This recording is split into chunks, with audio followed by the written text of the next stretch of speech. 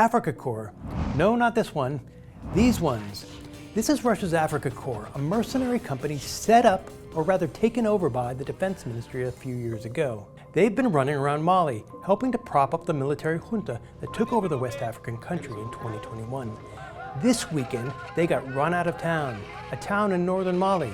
A motley crew made up of militant jihadists and Tuareg secessionists staged a major attack on multiple locations across Mali. That includes the northern city of Kidal, which the Africa Corps helped capture a couple years ago. They even staged a photo op, hoisting their flag over the city.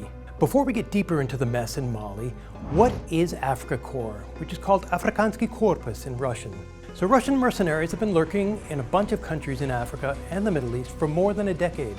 Back then they were called Wagner Group, and they built a reputation for ruthless, some say brutal, efficiency, as well as lucrative commercial deals.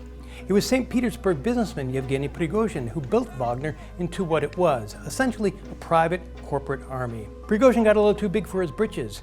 He was ruthlessly critical of Russian commanders for how they were fighting the war in Ukraine. In June 2023, he staged a brief mutiny, which was a shot across the bow for Vladimir Putin. 2 months later, Prigozhin was dead, killed in a mysterious plane crash. Wagner Group was broken up. Business interests were scattered. Its fighting units were incorporated into other entities. Russia's defense ministry saw an opening, and they took over Wagner's military operations in Africa, Africa Corps. At the time that happened, the Russians had already been in Mali for a few years, invited in by the military junta that took power in 2021. In late 2023, the mercenaries helped Mali government troops take control of Kidal, a historic stronghold for the Tuaregs. They've been fighting for an independent state for more than a century.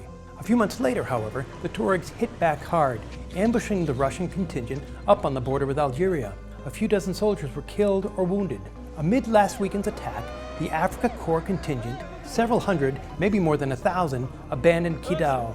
Some reports say it was a negotiated withdrawal. Still, the amount of weaponry and equipment that was left behind suggests it was definitely a hasty exit. What does it all mean?